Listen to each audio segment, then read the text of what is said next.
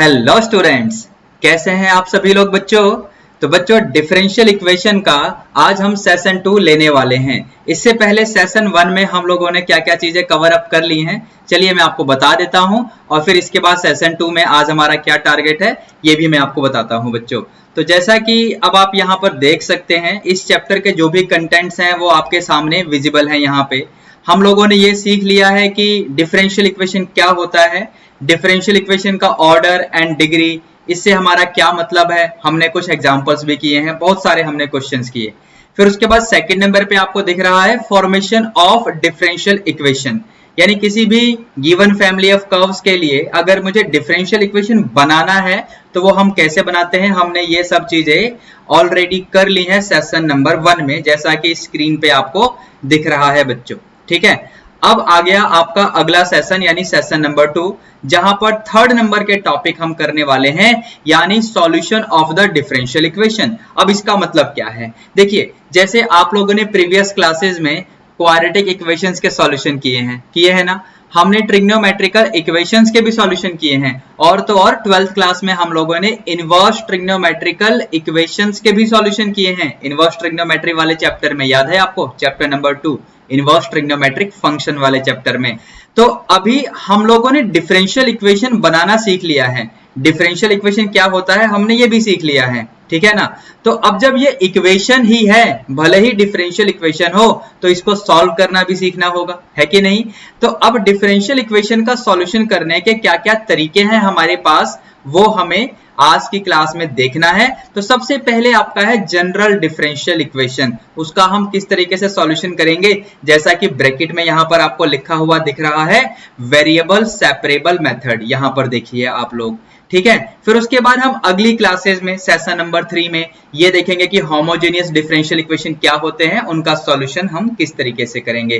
फिर उसके बाद अगली क्लासेस में हमें लीनियर डिफरेंशियल इक्वेशन भी देखना है, ठीक है बच्चों। तो चलिए अब आज की क्लास अपनी स्टार्ट करते हैं, यानी जनरल डिफरेंशियल इक्वेशन में हमें क्या क्या चीजें करनी है ये देख लेते हैं। तो ये बच्चों यहां पर देखिए, सबसे पहले हेडिंग आप देख रहे हैं general solution of a differential equation, ठीक है। अब general solution of a differential equation का मतलब क्या होता है, चलिए ये समझते हैं जरा। ये डेफिनेशन तो पढ़ लो, यहां पर क्या लिखा हुआ है, the solution which contains as many as arbitrary constant as the order of the differential equation. अब इसका मतलब क्या है, जैसा कि आप देख रहे हैं बच्चों, यहां पर ये एक डिफरेंशियल इक्वेशन है और इसका ऑर्डर क्या है बच्चों, इसका ऑर्डर क्या है, तो इसका ऑर्डर 1 है। कैसे पता चला, पिछले क्लास का लेक्चर जाके देख लो सेशन 1 का। देखिए यहां पर डिफरेंशियल कोफिशिएंट अगर आप देख रहे हैं तो वो सिर्फ dy/dx है, समझ रहे हो, यानी फर्स्ट ऑर्डर का डेरिवेटिव टर्म है, इसलिए इसका ऑर्डर 1 है बच्चों। अब डेफिनेशन के अकॉर्डिंग, जो हमने अभी पढ़ा डेफिनेशन जनरल सॉल्यूशन का, इसके अकॉर्डिंग देखिए अगर डिफरेंशियल इक्वेशन का ऑर्डर 1 है ना बच्चों, तो इसका जो सॉल्यूशन अगर हम इस कर्व को बोल रहे हैं, तो इस कर्व में जो आर्बिट्रेरी कांस्टेंट है, आप देखिए ध्यान से, ये रहा आर्बिट्रेरी कांस्टेंट, तो कितने आर्बिट्रेरी कांस्टेंट है, उतने ही है जितना इस डिफरेंशियल इक्वेशन का ऑर्डर है, यानी ऑर्डर 1 है डिफरेंशियल इक्वेशन का, इसलिए इसके सॉल्यूशन में भी एक ही आर्बिट्रेरी कांस्टेंट होगा बच्चों। तो कहने का मतलब जो भी डिफरेंशियल इक्वेशन गिवन होगा वहां पर डेरिवेटिव टर्म्स इन्वॉल्व होंगे, वहां से अब आपको उस फंक्शन तक पहुंचना है जिस फंक्शन को तुमने ट्रांसफॉर्म करके डिफरेंशियल इक्वेशन बनाना पिछली क्लास में सीखा था, समझ रहे हैं मेरी बात। यानी अगर कोई गिवन इक्वेशन ऑफ कर्व है y=fx है, उसका डेरिवेटिव आपने करके डिफरेंशियल इक्वेशन बनाया।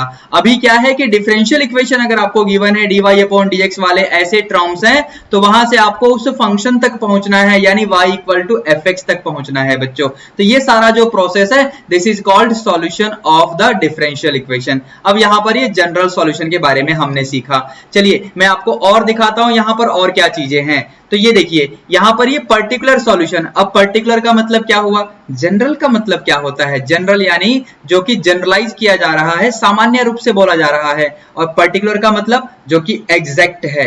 मैं अभी पिछला एग्जांपल फिर से आपको दिखाऊंगा, वेट करना बच्चों। जरा इस डेफिनेशन को पढ़ते हैं, यहां पर क्या बोला हुआ है, solution obtained by giving particular values to the arbitrary constant in the general solution of a differential equation is called a particular solution. यानी जो भी आपका आर्बिट्रेरी कांस्टेंट है ना जनरल सॉल्यूशन में, उसकी जगह पे आपको ना एग्जैक्ट वैल्यूज देनी है, यानी पर्टिकुलर वैल्यूज देनी है, तब उसके बाद वो general solution automatically particular solution में चेंज हो जाता है। यहां पर एक एग्जांपल भी गिवन है, लेकिन मैं आपको लेके आता हूं पिछले वाले पेज पे। देखिए यहां पर लेके आता हूं जनरल सॉल्यूशन में। देखिए बच्चों क्या होता है ना कि ये जो आपका dy अपॉन dx यानी डिफरेंशियल इक्वेशन गिवन है, that is equal to 5 minus y upon x। ठीक है, अब इसका सॉल्यूशन करने का तरीका मैं आपको बताऊंगा, वेट करिए। लेकिन जब इसको सॉल्व करेंगे हम लोग, तो यहां पर जैसा कि मैंने लिखा हुआ है कि इसका सॉल्यूशन क्या आने वाला है, तो y equal to a upon x plus 5। अब देखिए इसको जनरल बोलने का रीजन क्या था कि यहां पर इस आर्बिट्रेरी कांस्टेंट यानी a की वैल्यू हमें नहीं पता, ठीक है, इसलिए इसको जनरल सॉल्यूशन बोल रहे हैं। लेकिन अगर इसको पर्टिकुलर सॉल्यूशन बोलेंगे तो क्या होगा, इस आर्बिट्रेरी कांस्टेंट यानी a की जगह पे कोई नंबर आ जाएगा, सपोज 1 आ गया, 2 आ गया, -1 आ गया। समझ रहे हैं आप लोग मेरी बात, एग्जैक्ट कांस्टेंट मिल जाएगा। तो किसी भी जनरल सॉल्यूशन में अगर आप आर्बिट्रेरी कांस्टेंट की जगह पे कोई पर्टिकुलर वैल्यू डाल रहे हैं, बिकॉज क्वेश्चन में कोई ना कोई डाटा दे रखा होगा इस काम के लिए आपको बच्चों, जनरल सॉल्यूशन को पर्टिकुलर सॉल्यूशन में कन्वर्ट करने के लिए कोई ना कोई डाटा दे रखा होगा आपको। यानी डिफरेंशियल इक्वेशन को जब आप सॉल्व कर रहे होंगे ना, तो सबसे पहले तो आपको जनरल सॉल्यूशन ही मिलेगा, उसके बाद पर्टिकुलर सॉल्यूशन के लिए यानी उसमें जो आर्बिट्रेरी कांस्टेंट मिले होंगे आपको जनरल सॉल्यूशन में, उन आर्बिट्रेरी कांस्टेंट की जगह पर्टिकुलर वैल्यूज रिप्लेस करने के लिए आपको क्वेश्चन में कोई ना कोई इंफॉर्मेशन दे रखी होगी। मैं अभी क्वेश्चंस कराते हुए आपको ये सारी बातें फिर से रिकैप दूंगा, डोंट वरी फॉर दैट। ठीक है बच्चों, अब आगे चलते हैं। जनरल सॉल्यूशन का मतलब आपको समझ में आ गया होगा और पर्टिकुलर सॉल्यूशन का मतलब भी समझ में आ गया होगा कि क्या होगा कि जो भी डिफरेंशियल इक्वेशन का आपने जनरल सॉल्यूशन निकाला, उसमें आर्बिट्रेरी कांस्टेंट की जगह आपको अब एग्जैक्ट वैल्यूज मिल जाएंगी बच्चों।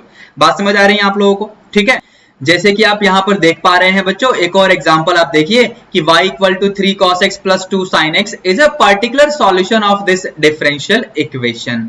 यानी यहां पर देखिए कोई अल्फा बीटा या a b की फॉर्म में तो आर्बिट्रेरी कांस्टेंट है नहीं, आपको एग्जैक्ट वैल्यू यानी 3 and 2 मिल रहा है, इसलिए इसे हम पर्टिकुलर सॉल्यूशन बोलते हैं। चलते हैं अब आगे बढ़ते हैं, अगली चीज क्या है ये देखिए। अब ये क्या है, variable separable method for solution of a differential equation. अच्छा, वेरिएबल सेपरेबल, इस वर्ड से आपको क्या समझ में आता है बच्चों? वेरिएबल यानी x, y, z, t, मतलब कुछ भी जो भी वेरिएबल है। तो वेरिएबल सेपरेबल यानी वेरिएबल को सेपरेट करने वाला मेथड हम यूज करने वाले हैं for the solution of a differential equation. अब ये चीज एक्सप्लेन करने के लिए हमें बहुत सारे क्वेश्चन तो करने हैं, लेकिन सबसे पहले मैं यहीं पर आपको एक्सप्लेन करता हूं। डेफिनेशन तो आप रीड कर सकते हैं, लेकिन मेरी बात सुनना ध्यान से, मैं क्या कहने वाला हूं। एक छोटा सा एग्जांपल यहां पर कोट करूंगा आपके लिए और 2 बातों पे फोकस करना है, ध्यान रखना मैं क्या बोलूंगा।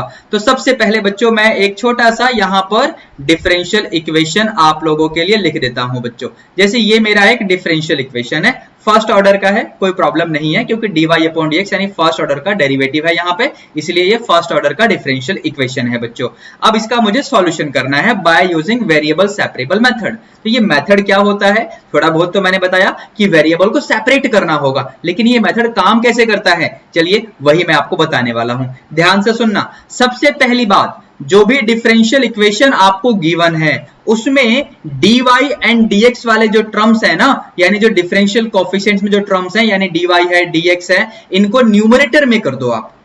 कैसे करोगे? अभी देखो dy तो पहले ही ऊपर है लेकिन dx नीचे है, तो नीचे है तो उसको ऊपर करो। अब ऊपर कैसे करोगे भाई, मुझे लग रहा है यहां पर क्रॉस मल्टीप्लाई करेंगे। भाई अगर कोई और काम करने का आपके पास चांस है तो वो काम भी कर सकते हो, there is no problem in that.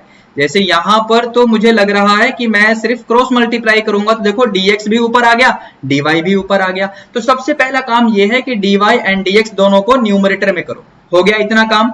अब दूसरी बात, यहां से आपको समझ में आएगा कि वेरिएबल सेपरेबल का मतलब क्या है। देखिए dy के साथ में ना y वाले एक्सप्रेशन या जो फंक्शंस है ना उनको कर लो, तो dy के साथ में y वाले एक्सप्रेशंस और dx के साथ में x वाले एक्सप्रेशंस कर लो। तो यहां पर देखो dy के साथ में y वाला एक्सप्रेशन कौन सा जाएगा बच्चों, तो y वाला एक्सप्रेशन सिर्फ यही है यानी ओनली y है। तो dy के साथ में मुझे y को रखना है, तो कैसे रखूं, तो dy के साथ में y को रखने के लिए मुझे क्या करना पड़ेगा, फिर से क्रॉस मल्टीप्लाई यूज करना पड़ेगा। देखो ध्यान से, और जो बात मैंने dy और y के रेफरेंस में कही है, यानी dy के साथ में y वाली चीजें रखनी है, वैसे ही dx के साथ में आपको x वाली चीजें रखनी है। बस इतना करते ही आप समझ गए होंगे कि वेरिएबल सेपरेबल का मतलब क्या है।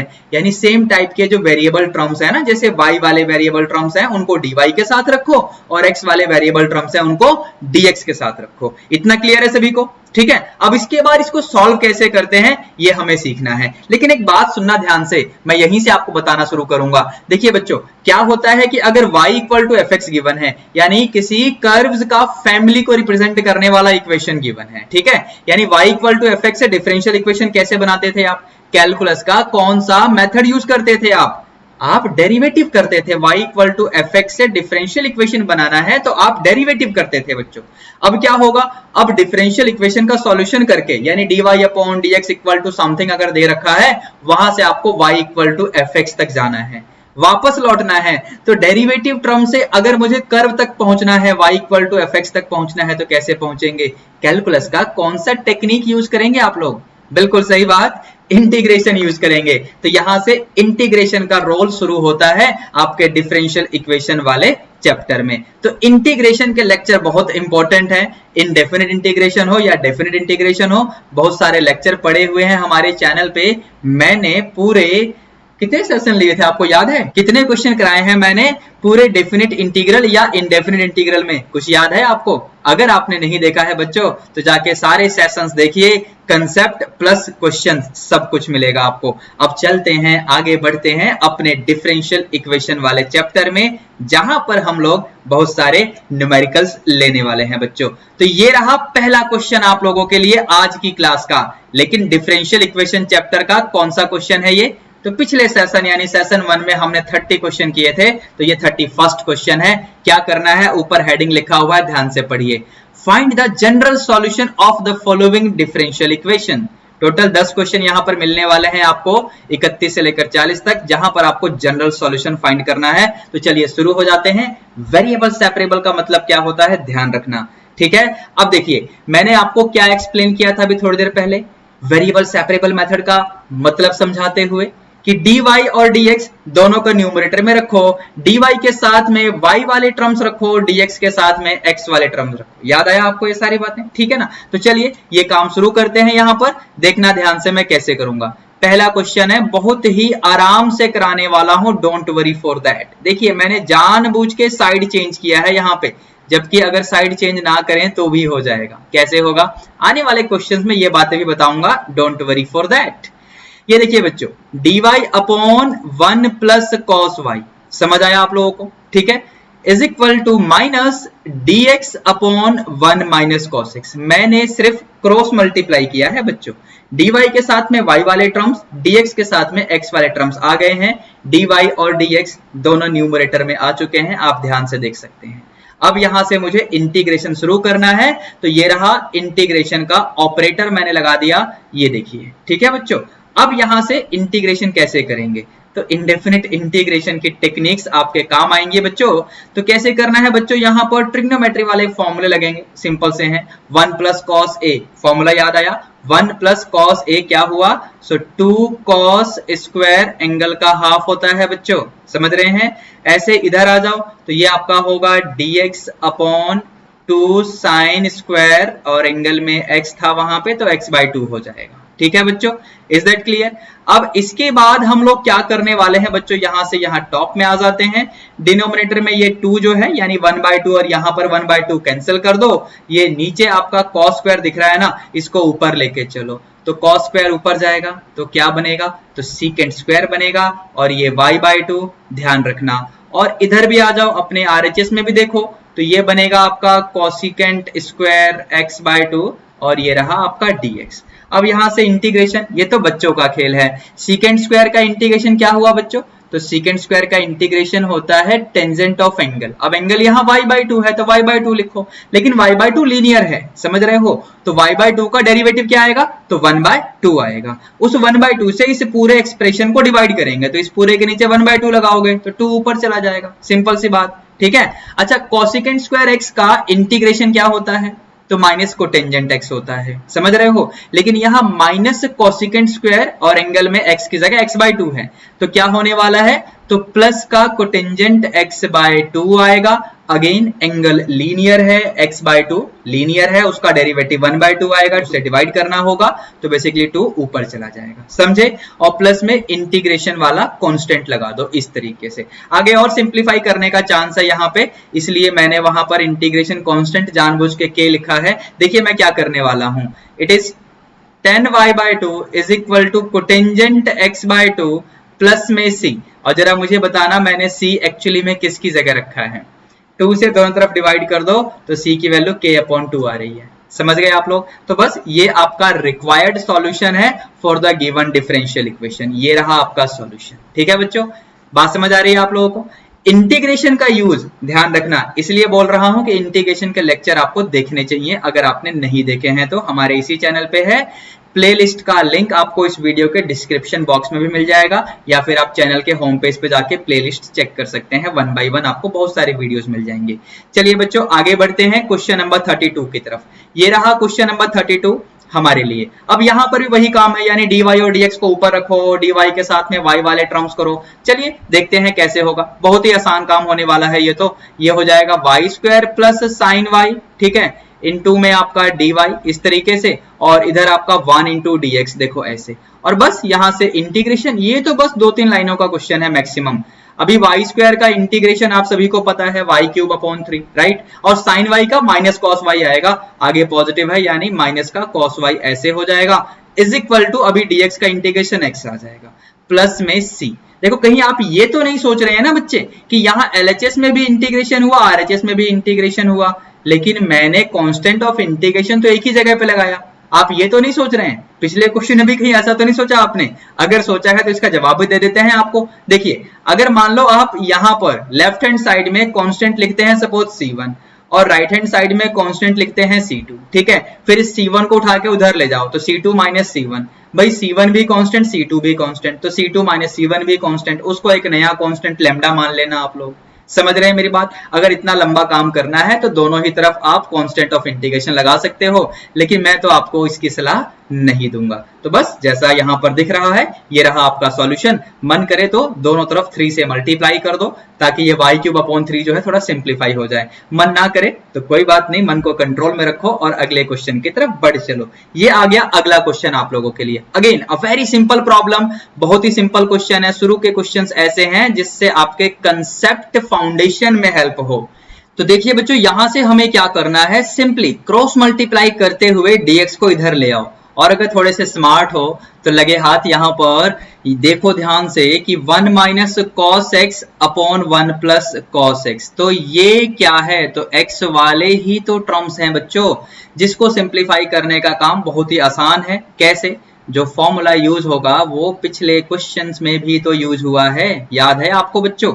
ये देखो मैं डायरेक्टली फॉर्मूला लिख ही रहा हूं आप लोगों के लिए, ठीक है बच्चों। अब यहां से ये सिंप्लीफाई होकर क्या देगा आपको, so this will B 10² x/2। बात समझ आ रही है आप लोगों को, ठीक है बच्चों। और बस यहां से अपना इंटीग्रेशन शुरू। लेकिन RHS में इंटीग्रेशन करने के लिए थोड़ा सा हमें तिकड़म भिड़ानी पड़ेगी। अब यहाँ पर क्या है ना कि tan² थीटा, तो tan² मतलब फॉर्मूला याद आया, tan² कौन सा फॉर्मूला, तो secant² थीटा माइनस 1, समझे आप लोग, ठीक है। LHS में तो बहुत ही आसान काम है, dy का इंटीग्रेशन हम आराम से कर लेंगे। तो यहां से आपका क्या आ जाएगा y, और इसका क्या होगा secant² वाले का, तो secant² वाले का सिंपली टेंजेंट ऑफ एंगल, लेकिन एंगल लीनियर है x/2, उसका डेरिवेटिव 1/2 आएगा। इस पूरे को डिवाइड करेंगे 1/2 से तो 2 यहां पर आ जाएगा। फिर है आपका -1 यानी -x प्लस में कांस्टेंट ऑफ इंटीग्रेशन। बस बच्चों आपका काम हो चुका है, क्वेश्चन नंबर 33 भी सॉल्व हो गया है मेरे बच्चों।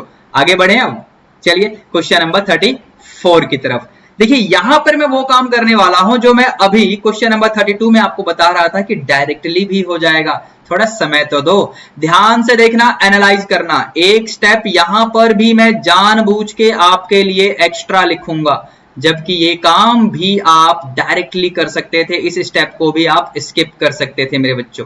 ये दिख रहा है आपको क्या लिखा है मैंने, dy upon dx plus under root of 1 minus y square upon under root of 1 minus x square. बात समझ आ रही है। dy और dx ऊपर होने चाहिए, dy के साथ में y वाला टर्म्स होना चाहिए और dx के साथ में x वाले टर्म्स होने चाहिए। कुछ समझ आ रहा है मैं क्या करने वाला हूं?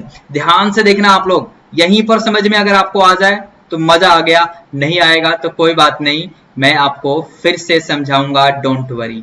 देखो ध्यान से क्या हुआ ये, देखो ध्यान से क्या हुआ ये, समझे आप लोग? समझे कि नहीं बताओ मुझे। नहीं समझ आया? चलिए मैं आपको बताता हूं यहां से एक्चुअली मैंने क्या किया। यहां से मैंने क्या किया बच्चों कि dy अपॉन dx है, मैंने क्या किया दोनों तरफ ना dx से मल्टीप्लाई कर दिया। जैसे ही dx से मल्टीप्लाई किया तो dx into 1 minus y square under root में अपॉन अंडर रूट में 1 minus x square equal to 0।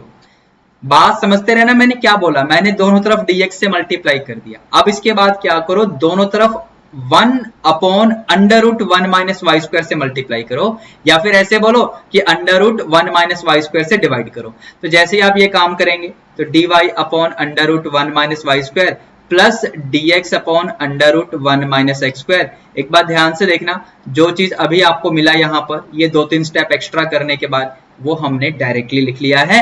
With practice आप लोग भी ये काम कर पाएंगे, डोंट वरी फॉर दैट।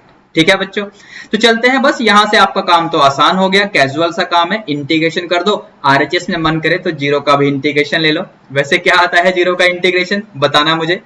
और फिलहाल यहां पर इंटीग्रेशन का कौन सा फॉर्मूला समझ रहे हो आप लोग? फॉर्मूला आपका देखो ये वाला, dx over a square minus x square under root के अंदर है, और इसकी वैल्यू क्या होती है बच्चों? तो it is sine inverse x upon a plus में कांस्टेंट ऑफ इंटीग्रेशन। बस ये फॉर्मूले यहां पर लगेंगे। तो ये रहा आपका साइन इनवर्स y अपॉन 1, यानी सिंपली y लिखो, और ये आपका sine inverse of x is equal to constant of integration. देखिए बच्चों, यहां पर एक बात और सीखने की है, ध्यान से सुनना।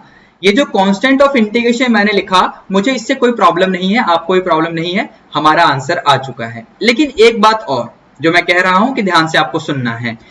अगर आप ध्यान से देखें तो y वाले जो वेरिएबल के जो फंक्शन का एक्सप्रेशन आपको दिख रहा है ना, ये साइन इनवर्स y, और साइन इनवर्स बेसिकली फंक्शन का नेचर जो है ना, साइन इनवर्स फंक्शन है ये। तो साइन इनवर्स की फॉर्म में ही आपका वेरिएबल x भी दिख रहा है। तो बच्चों, मैं जो बात यहां पर बोलना चाहता हूं वो ये है कि अगर आप लेफ्ट हैंड साइड में इनवर्स ट्रिग्नोमेट्रिक फंक्शन के फॉर्मूले यूज करो तो इसको हम सिंप्लीफाई कर सकते हैं। सो इन दैट केस ये और फर्दर सिंप्लीफाई किया जा सकता है। तो इस वजह से मैं आरएचएस में c की जगह साइन इनवर्स c लिखूंगा, तो simplification will be much easier. मतलब जरा समझाता हूं, ध्यान से सुनना। देखो, इसे मैंने किया साइन इनवर्स, यहां फॉर्मूला जो आपको याद होगा, y under root 1 minus x square plus x under root 1 minus y square. ठीक है बच्चों, अभी मान लो कांस्टेंट मेरा c ही है। अब मैं क्या करूंगा, साइन इनवर्स यहां पर दिख रहा है एलएचएस में, इसको मैं आरएचएस में ले जाऊंगा, साइन c बनेगा। तो साइन c को एक नया कांस्टेंट k मान लूंगा। So that will take a bit time, मतलब एक स्टेप एक्स्ट्रा लग जाएगा। लेकिन इन प्लेस ऑफ दैट, ये बात आपको समझनी है, ये बात आपको समझनी है, क्योंकि क्वेश्चन में ये चीजें आपकी हेल्प करेंगी बच्चों। मैंने बोला अगर यहां पर c की जगह आपने साइन इनवर्स c लिखा होता तो बस बच्चों नेक्स्ट स्टेप में आपका डायरेक्टली आंसर आ गया। क्या आंसर आया? देखो ध्यान से, दोनों तरफ साइन फंक्शन अप्लाई करते ही आपका आंसर ये आ जाएगा बच्चों। सो ये देखिए, ये रहा आपका आंसर। बात समझ आ रही है आप लोगों को? बात समझ आ रही है कि नहीं? अगर आप समझ रहे हैं कि मैंने कांस्टेंट c की जगह साइन इनवर्स c रख के कोई गलती तो नहीं की, समझ रहे हैं आप लोग मेरी बात? देखिए, c कांस्टेंट है ना, तो साइन इनवर्स c भी कांस्टेंट होगा, हमें इससे तो कोई प्रॉब्लम है नहीं। लेकिन हमें बेनिफिट ये मिल गया कि साइन इनवर्स c करने के कारण ना, मैंने जैसे ही साइन फंक्शन अप्लाई किया दोनों तरफ, तो यहां पर देखिए आपको इस तरीके से मिल गया। बात समझ आ रही है आप लोगों को? ठीक है बच्चों, तो बस ये सिंप्लीफिकेशन में हेल्प मिलती है। यहां से आपको बात क्या पकड़नी है? बात ये पकड़नी है कि अगर y वेरिएबल वाला जो फंक्शन का नेचर है, वैसा ही नेचर अगर x वेरिएबल वाला फंक्शन हो, तो बच्चा कांस्टेंट भी उसी टाइप का फंक्शन ले लो। मतलब मान लो अगर ये लॉग में समथिंग आ जाए, log of function f of y ऐसा कुछ हो, फिर log of function suppose g of x, यानी समझ रहे हो, यहाँ लॉग फंक्शन है वेरिएबल x में, यहाँ भी लॉग फंक्शन है लेकिन वेरिएबल y है, तो बेटा कांस्टेंट भी लॉग में ले लो, लॉग c ले लो, सिंप्लीफिकेशन में आसानी रहती है। बस मेरा मतलब ये है। ठीक है, चलते हैं आने वाले क्वेश्चन में, ये सब चीजें भी आपको और देखने को मिलेंगी। तो ये रहा क्वेश्चन नंबर 35 आप लोगों के लिए, बिल्कुल एक नए वैरायटी का प्रॉब्लम है। अब नए वैरायटी का प्रॉब्लम से मेरा मतलब क्या है? हमने वेरिएबल सेपरेबल का मतलब क्या होता है सीख लिया, पिछले 4 क्वेश्चन हमने किए हैं। तो यहां पर वेरिएबल सेपरेबल वाली चीज जरा अप्लाई करके देखो, dy और dx को ऊपर करो, dy तो पहले से ही है, dx को ऊपर करो, क्रॉस मल्टीप्लाई कर दो और फिर वेरिएबल सेपरेट करके दिखाओ, dy के साथ में y वाले टर्म्स, dx के साथ में x वाले टर्म, जरा करके तो दिखाओ, अगर पॉसिबल है तो करके दिखाओ मुझे। पॉसिबल नहीं है बच्चों, नहीं हो पाएगा, कुछ भी कर लो। तो फिर कैसे करेंगे? तो बेसिकली इस टाइप के क्वेश्चन में हम बोलते हैं कि it is transformable to variable separable form, मतलब इसे हम बदलेंगे वेरिएबल सेपरेबल वाले फॉर्म में। तो कैसे बदलेंगे, चलिए मैं आपको दिखाता हूं, ध्यान से देखना। जब भी ऐसे क्वेश्चंस होते हैं तो जो भी आपका डिफरेंशियल इक्वेशन होगा उसमें कुछ तो ऐसा होगा जो कि सेम सिमिलर होगा, जिसको हमें सब्स्टिट्यूट करना होगा। तो यहां पर अगर आप देख रहे हैं ट्रिग्नोमेट्रिकल फंक्शन के एंगल सेम है x प्लस वाई, तो मैं क्या करने जा रहा हूं, x प्लस वाई को बच्चों यहां पर t एज्यूम कर लूंगा। समझे आप लोग?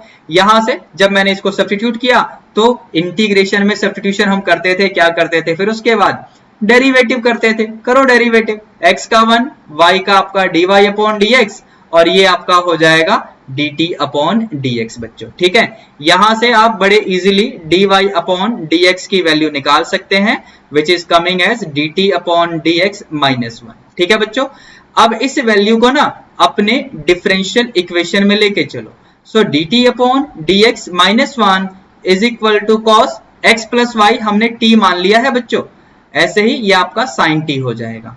अगर अभी आपको लग रहा है ना कि ये वेरिएबल सेपरेबल में चेंज हो गया है, सेम टाइप के वेरिएबल टर्म्स को हम पकड़ के, जैसे dt है तो यहाँ t वाले वेरिएबल को हम dt के साथ रखेंगे, अगर ऐसा आप सोच रहे हैं ना तो करके दिखाओ इस स्टेप के बाद। अभी नहीं होगा, ये अभी नहीं होगा, अभी एक काम और करना पड़ेगा आपको। समझ रहे हैं आप लोग क्या करना पड़ेगा? ये जो -1 है ना, इसको उठा के पहले RHS में ले चलो, तो ये बनेगा 1 प्लस कॉस t प्लस में साइन t। समझे आप लोग? अब यहां से वेरिएबल सेपरेबल होगा, ये बेसिकली t के साथ में t वाले जो टर्म्स हैं वो मिलेंगे और dx के साथ में x वाले टर्म के जो भी चीजें होंगी वो दिखेंगी आपको। तो यहां पर बच्चों क्या मिलेगा, dt upon 1 plus sine t plus में cos t। बात समझ आ रही है आप लोगों को? ठीक है, और यहां से क्योंकि हमने क्रॉस मल्टीप्लाई किया है तो यहां पर आ जाएगा आपका RHS में dx। ठीक है बच्चों, बस अब इसे मुझे इंटीग्रेट करना है। तो जरा लेफ्ट हैंड साइड में क्या होगा मुझे बताओ, किस टाइप से इंटीग्रेट करेंगे? कुछ याद आ रहा है आपको? टाइप डी इंडेफिनिट इंटीग्रेशन, समझे? ट्रिग्नोमेट्रिकल फॉर्मूलोस का यूज करके इंटीग्रेशन करेंगे। कौन से ट्रिग्नोमेट्री वाले फॉर्मूले? कुछ याद आया आपको? साइन 2a कॉस 2a वाले फॉर्मूले होते थे इन टर्म्स ऑफ 10a, याद आया? बिल्कुल सही, तो वही वाले फॉर्मूले हम यूज करने वाले हैं, यानी साइन 2a क्या होता है, तो 2 tan a upon 1 plus tan square a, ऐसे ही cos 2a का भी फॉर्मूला होता है। तो यहाँ पर बेसिकली a की जगह में एंगल t है, तो क्या हो जाएगा 2 tan t by 2 upon 1 plus tan square t by 2, ऐसा कुछ बनेगा। उसके बाद एलसीएम भी लेना होगा, अगर आप मुझे परमिशन दें तो सारे काम एक साथ ही कर दूं। ये देखो मैंने एलसीएम ले लिया बच्चों, मुझे उम्मीद है आपको समझ में आ गया होगा, अगर नहीं आया तो 1 बाई 1 वैल्यू पुट करके देखो, समझ में आएगा। डिनोमिनेटर में मैं एलसीएम भी ले लेता हूं, साथ ही साथ आप लोग ये काम करके देख सकते हैं बच्चों जो मैं कर रहा हूं, अगर आपको समझ ना आए तो। इतना क्लियर है सबको? देखो ठीक है, अच्छा प्लस में आपका ये 2 tan t बाई 2 और ये cos में से 1 minus tan square t by 2। ठीक है बच्चों, और RHS में आपका dx तो है ही। Is that clear to all? देखिए यहां तक मेरी बातें समझ आ रही हैं आप लोगों को? ठीक है बच्चों, डन। अब देखिए यहां पर डिनोमिनेटर में अगर आप देखेंगे तो ये tan स्क्वायर वाला जो टर्म है ना, tan स्क्वायर t बाई 2 ये पॉजिटिव है और एक tan स्क्वायर t बाई 2 ये नेगेटिव है। तो जो चीजें कैंसिल हो रही है उनको कैंसिल भी कर लो साथ ही साथ। अच्छा, डिनोमिनेटर में आपका ये 1 और ये 1 यानी 2 हो जाएगा, प्लस में 2 tan एंगल आपको दिख रहा है t बाई 2 है, तो वहां से 2 भी कॉमन आ जाएगा, उसको भी कॉमन ले लो। सो मीनवाइल न्यूमरेटर में क्या हो रहा है, तो न्यूमरेटर में हो रहा है सीकेंट स्क्वायर t बाई 2 और यहाँ पर ये आपका 2 कॉमन लेंगे तो 1 plus tangent of t by 2 ऐसे बनेगा। ये रहा आपका dt और ये रहा आपका dx। ठीक है बच्चों, इतना क्लियर है? अब यहां से बहुत ही आसान क्वेश्चन है ये, अब इसमें कुछ खास रहा नहीं है, नीचे फंक्शन है और साथ में डेरिवेटिव आपको दिख रहा होगा। अगर दिख रहा है तो बढ़िया है, यहाँ से आप सब्स्टिट्यूशन करके भी कर सकते हैं अगर आप करना चाहें तो मैंने क्या किया, 1 प्लस टेंजेंट ऑफ एंगल, इसे सपोज मैं u मान लेता हूं बच्चों। तो यहां से जैसे ही हम अब डेरिवेटिव करेंगे तो 1 का 0 और टेंजेंट का क्या होगा बच्चों, तो it will B secant square और एंगल में t/2 तो वहां से 1/2 भी आएगा और ये रहा dt, now that is equal to du। ठीक है, अब इसे अपने इंटीग्रल में लेके चलो तो सीकेंट स्क्वायर t/2 dt और साथ में 1/2, तो ये पूरा आपका du में चेंज हुआ और नीचे वाला आपका ये u और RHS में तो dx है ही। तो ये बस आपका हो गया बच्चों ln of mod u, now that is equal to x plus c। ठीक है, अब यहाँ पर पहले u की वैल्यू रिप्लेस करेंगे हम, तो वो आएगा 1 प्लस टेंजेंट t/2, लेकिन t क्या है तो x प्लस y है। कहां से पता चला, ये देखो भैया, सबसे पहले आपने यही तो माना था, तो एक ही स्टेप में अगर काम करने में आप कंफर्टेबल हैं तो कर दो, यानी पहले u की value in terms of t और फिर t की value in terms of x and y। तो ये मैंने काम एक ही बार में कर दिया है, आई होप आपको कोई प्रॉब्लम नहीं होगी। ठीक है, और ln को आप सिंपली log यानी लॉगरिथम भी लिख सकते हैं, नेचुरल लॉगरिथम है तो इसलिए मैंने ln लिख दिया। इतनी बात क्लियर है सभी को? तो बस अगर इतनी बात क्लियर है बच्चों तो आपका सॉल्यूशन हो चुका है। अब चलते हैं अगले क्वेश्चन की तरफ, यानी क्वेश्चन नंबर 36 की तरफ। ये देखिए, ये क्वेश्चन कैसा होने वाला है, कहीं ये वैसा तो नहीं जैसा हम अभी करके आए हैं। बिल्कुल सही सोचा आपने बच्चों, देखो जैसे ही मैंने इसे ऐसे लिखा आपको समझ में आ गया होगा, पिछले क्वेश्चन के जैसा ही है। यानी अगेन यहां पर मैं क्या करूंगा, x प्लस वाई को ना मैं t मानूंगा, so that I get 1 plus dy upon dx is equal to dt upon dx। तो यहां से आपका dy अपॉन dx का वैल्यू भी आ जाएगा, so that is actually dt over dx minus 1। इस वैल्यू को अपने क्वेश्चन में लेके चलो, यानी dt upon dx minus 1 is equal to sine of t। ठीक है, अब माइनस 1 को उधर लेके चलते हैं यानी RHS में, तो dt upon dx is equal to 1 plus sine t। अब यहां से आप लोग समझ गए होंगे वेरिएबल सेपरेबल बनने वाला है। एक बार ध्यान से देखो मैंने जो किया आपको समझ में आया कि नहीं। dt के साथ में t वाले टर्म के जो भी एक्सप्रेशन दिख रहे हैं और dx तो बेचारा अकेला ही रहेगा, तो बस अब यहां से इंटीग्रेशन शुरू कर दो और अपना काम स्टार्ट करिए। जरा बताना RHS में कैसे करोगे। You can have a number of ways, again आप साइन t का 10 वाला फॉर्मूला लगा लो या फिर यहां से आप रेशनलाइज कर लो, जैसे मन करे वैसे कर सकते हो। देखिए मैं कैसे करूंगा यहाँ पर, तो ये dx तो रहने दो ऐसे का ऐसा ही, और यहां पर मैं लिखूंगा 1 minus sine t upon 1 plus sine t into 1 minus sine t। बात समझ आई? मैंने 1 माइनस साइन टी से मल्टीप्लाई डिवाइड कर दिया है, रेशनलाइज कुछ भी कह लो आप इसे। ठीक है, तो न्यूमरेटर में तो जो टर्म है उसको ऐसे ही चलने दो, डिनोमिनेटर में क्या होगा थोड़ा जल्दी करने वाला हूं क्योंकि आप लोग इंटीग्रेशन के बादशाह हैं, ये मुझे पता है। नीचे क्या होगा, a plus b a minus b यानी a square minus b square यानी 1 माइनस साइन स्क्वायर यानी कॉस स्क्वायर, बिल्कुल सही। सो लेट मी राइट, ये रहा आपका कॉस स्क्वायर t, एंगल तो ध्यान रखना t है तो t। अभी यहां पर एलसीएम ब्रेक करो तो 1 अपॉन कॉस स्क्वायर यानी सीकेंट स्क्वायर t होगा। अभी साइन अपॉन कॉस स्क्वायर, समझ रहे हो, साइन अपॉन कॉस स्क्वायर यानी sine upon cos into 1 upon cos, क्या बना कुछ समझ आ रहा है, secant t into tangent t। ठीक है बच्चों, ये तो आपके राइट हैंड साइड में हो ही गया और लेफ्ट हैंड साइड में आपका वो इंटीग्रल ऑफ dx चल ही रहा था। बस अब यहां से अपना काम शुरू कर दो, यानी dx का इंटीग्रल आपका x हो जाएगा, सीकेंट स्क्वायर t यानी टेंजेंट ऑफ t, और इसका क्या होगा सीकेंट t, टेन t का इंटीग्रेशन याद है आपको, बिल्कुल सही, सीकेंट t हो जाएगा और प्लस में कांस्टेंट ऑफ इंटीग्रेशन। बात समझ आ रही है? In case if you are wondering मैंने यहाँ पर ब्रैकेट क्यों नहीं लगाया, भाई मत लगाओ, कोई प्रॉब्लम नहीं है। इंटीग्रेशन के लेक्चर्स मैं देखने के लिए बार बार कह रहा हूं आपको बच्चों, समझ रहे हो क्यों कह रहा हूं। चलिए अब आगे बढ़ते हैं, एक और क्वेश्चन लेते हैं, जरा 37th प्रॉब्लम की तरफ बढ़ चलते हैं बच्चों। तो ये रहा आपका क्वेश्चन नंबर 37। अब बताओ इसे कैसे करोगे, इसी टाइप का तो नहीं है कहीं जैसे हमने अभी पिछले 2 क्वेश्चन किए, उसी टाइप का तो नहीं है? अगर है तो ठीक है, बताओ फिर कैसे करोगे। देखो ध्यान से मैं क्या करने वाला हूं, है तो ये उसी टाइप का पक्का, आई प्रॉमिस। ध्यान से देखना, मैं आपको दिखा दूंगा कि ये उसी टाइप का है। मैंने क्या लिखा एक बार गौर से देखो, स्पेशली डिनोमिनेटर में देखो, न्यूमरेटर में तो चलो ऐसा कुछ खास नहीं है कि x माइनस वाई को ब्रैकेट में रखा, लेकिन डिनोमिनेटर में खास है। न्यूमरेटर पे आप ध्यान दो या ना दो, लेकिन डिनोमिनेटर पे खास तौर से ध्यान देना, क्योंकि डिनोमिनेटर में जो मैंने किया है उसके कारण अब तो आपको कुछ ना कुछ सेम सेम नजर आ रहा होगा मेरे बच्चों। x माइनस वाई ऊपर, x माइनस वाई नीचे, दिख रहा है ना आपको?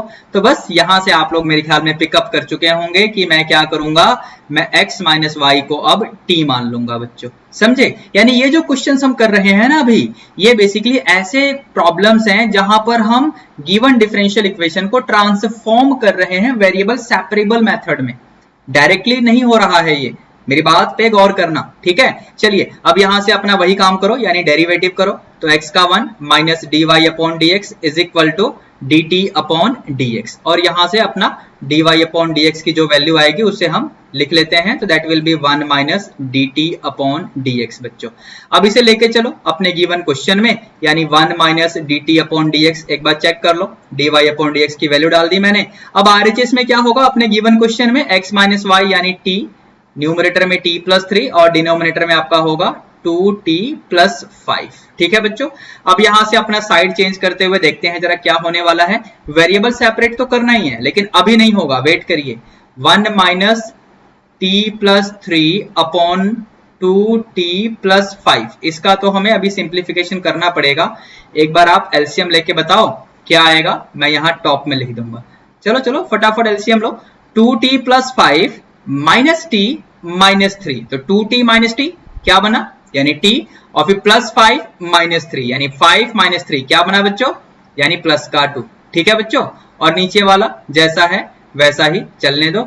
अब यहां से वेरिएबल सेपरेट करने में आपको कोई दिक्कत नहीं आएगी बच्चों, बस क्रॉस मल्टीप्लाई कर दो, यहां से dx इधर आ गया, अब ये बनेगा आपका 2t plus 5 dt upon t plus 2, ठीक है बच्चों? अब यहां से अपना इंटीग्रेशन वाला काम शुरू होने वाला है। तो आरएचएस में क्या करोगे, एलएचएस वाले का तो भाई कोई माई बाप ही नहीं है, लेकिन आरएचएस में क्या करोगे? आरएचएस में ध्यान से देखना मैं क्या करने वाला हूं, अगर आपको समझ में आ जाए तो मुझे बताना। 2 प्लस 1 अपॉन टी प्लस 2, एक बार चेक करो ऐसा लिख सकते हैं या नहीं। मैंने डायरेक्टली किया है, क्या किया है मैंने, एक बार एलसीएम लो, पहले एलसीएम तो लो और मुझे बताओ पिछले स्टेप वाली चीजें मिल रही हैं कि नहीं। अगर इसका एलसीएम लोगे तो ये वाला सब मिलेगा कि नहीं, ये बताओ मुझे पहले। ले लो, 2t प्लस 4 प्लस 1 मिल रहा है ना। अच्छा मैंने डायरेक्टली कैसे लिख लिया, मुझे तो यहाँ पर डिवाइड करके करने की जरूरत ही नहीं पड़ी। डिवाइड करता, quotient plus remainder upon divisor ऐसे करता, लंबा होता। अभी मैंने क्या किया है, अभी बेसिकली मैंने न्यूमरेटर में 2t प्लस 5 है ना, उसमें मैंने देखो इस तरीके से लिखा, इसको इस तरीके से लिखा, तुक्काबाजी है और कुछ नहीं है बच्चों, ट्रिक है, समझ रहे हो? और ये ट्रिक बोल के एक्चुअली मैं बच्चों को डराना नहीं चाहता कभी भी, इसलिए मैं ट्रिक वर्ड बोलता ही नहीं हूं। सिंपल यार, तुक्का है, नथिंग एल्स। जिससे आपका काम बन जाए वो काम करो, उसी को आप बचपन में ट्रिक बोलते थे, अभी भी ट्रिक ही बोलते होंगे, मैं तो बस तुक्का बोलता हूं।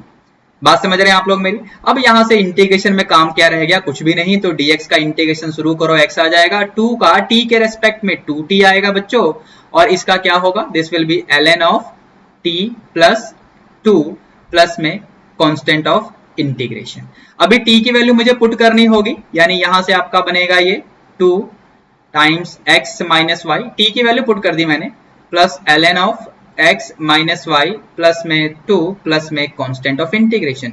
यहीं पर कहानी छोड़ने का मन है तो छोड़ दो, लेकिन मैं तो एक स्टेप और लिखूंगा, और अगर आपको समझ में आ जाए कि मैंने क्या किया तो मुझे कमेंट करके जरूर बताना मेरे बच्चों। ये देखो समझ आया मैंने क्या किया है? अरे भैया इस 2 को ब्रैकेट के अंदर भेजो और साइड भी चेंज कर दो। देखो ये माइनस का 2y आएगा ना, तो इधर ले आओ LHS में, तो प्लस का 2y, और ये प्लस का 2x होगा ना इधर RHS में, इधर ले आओ तो x माइनस 2x यानी माइनस का x। बस आपका सॉल्यूशन आ चुका है बच्चों, बात खत्म हो गया। चले आगे, चलो जी अगले प्रश्न की तरफ। अब इसे कैसे करेंगे, यहां तो ऐसा कुछ सेम भी नहीं है, कुछ नई वैरायटी तो नहीं आ रही है, देखो जरा सोचो। लेकिन मैं आपको बताना चाहता हूं कि यहां पर भी अगर आप वेरिएबल सेपरेबल देख रहे होंगे तो dy और dx आपको ऊपर दिख रहा होगा, वो तो ठीक है, लेकिन dy के साथ में y वाले टर्म करके दिखाओ, dx के साथ में x वाले टर्म करके दिखाओ, तुम्हें लग रहा होगा कि होल स्क्वायर खोल के कर लेंगे, अरे करो तो सही, नहीं होगा तो कैसे करेंगे? तो बेटा ये भी वही है जो पिछले हमने क्वेश्चन किए, ये भी वही है, मतलब ये ट्रांसफॉर्म होगा वेरिएबल सेपरेबल में। कैसे? देखो ऐसे 4x प्लस वाई प्लस 5, इसे आप t मानो। देखो तो सही मैं क्या बता रहा हूं, यहां से भाई जो करते हो करो, डेरिवेटिव करते हो तो 4x का 4 और y का आपका dy अपॉन dx और 5 गया तेल लेने, और t का आपका dt अपॉन dx। यहां से आपका dy अपॉन dx क्या बनेगा, सो it will B dt upon dx minus 4। बात समझ आ रही है? इतनी बात क्लियर है आपको? तो बच्चों अब इसके बाद हम लोग अपने गिवन डिफरेंशियल इक्वेशन में फिर से एक बार वापस लौटेंगे और वहां से ना dy अपॉन dx की वैल्यू निकाल लेंगे। इन केस अगर आपके मन में ये ख्याल आ रहा है कि मैंने ये dy अपॉन dx की वैल्यू पहले क्यों नहीं निकाली, तो बच्चों सिंपल सा जवाब है, हमें शुरू में पता थोड़ी ना होता है, हमें शुरू में सपने थोड़ी ना आते हैं। हम तो अपना काम शुरू करते हैं और जैसा जैसा हम आगे प्रोसेस लेते रहते हैं उसके अकॉर्डिंग देखते हैं हमें क्या मिल रहा है, तो फिर अपना काम उसके अकॉर्डिंग हम मॉडिफाई करते हैं। तो अब यहाँ dy अपॉन dx की वैल्यू की मुझे रिक्वायरमेंट थी ना, तो बस मैंने डिफरेंशियल इक्वेशन को मॉडिफाई किया, dy अपॉन dx की इस वैल्यू को अपने डिफरेंशियल इक्वेशन में रिप्लेस बैक करूंगा मैं, तो we will get dt upon dx minus 4 is equal to t square. ध्यान से देखो, आपने 4x प्लस वाई प्लस 5 को t माना है बच्चों।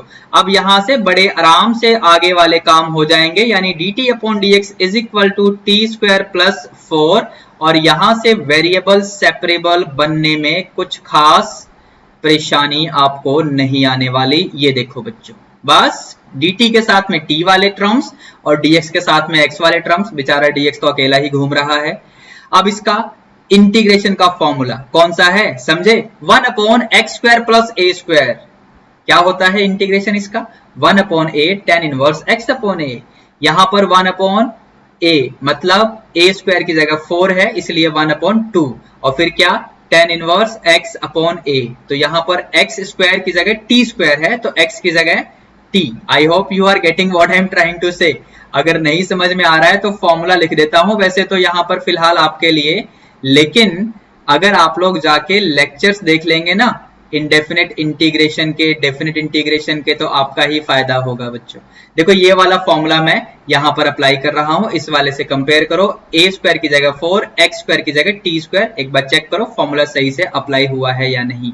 ठीक है, अब इसके बाद बस अगला काम क्या है कि t की वैल्यू अपनी रिप्लेस बैक करो, यानी 4x प्लस वाई प्लस 5 ये t की वैल्यू है अपॉन में 2 is equal to x plus constant of integration. ठीक है बच्चों, चलें अब अगले प्रश्न की तरफ। तो ये रहा क्वेश्चन नंबर 39, जरा इसको देखो भाई, ये भी तो वैसा ही लग रहा है मुझे, आपको कैसा लग रहा है? वैसा मतलब वेरिएबल सेपरेबल में ये ट्रांसफॉर्म होगा, और कोई टेक्निक मुझे तो यहां पर समझ नहीं आ रही है। अगर आपके माइंड में कोई टेक्निक है तो आप मुझे बताना। देखिए अगर आप सोच रहे हैं कि सबसे पहले मैं dy upon dx is equal to ऐसे लिख लूं, अभी यहां पर होल स्क्वायर वगैरह खोल लूं, शायद वेरिएबल सेपरेट यहीं पर हो जाए, नहीं होगा, आप करके देख लेना। तो अब मैं क्या करने वाला हूं, तो यहां पर मैं x माइनस वाई को ना सब्स्टिट्यूट करने वाला हूं। बस इसके बाद तो आपको समझ में आ गया होगा, x का डेरिवेटिव यानी 1, और फिर ये y के लिए dy अपॉन dx, और यहां से आपको dt अपॉन dx RHS में। बस यहां से अपना dy अपॉन dx का वैल्यू आ जाएगा, now that is coming as 1 minus dt upon dx।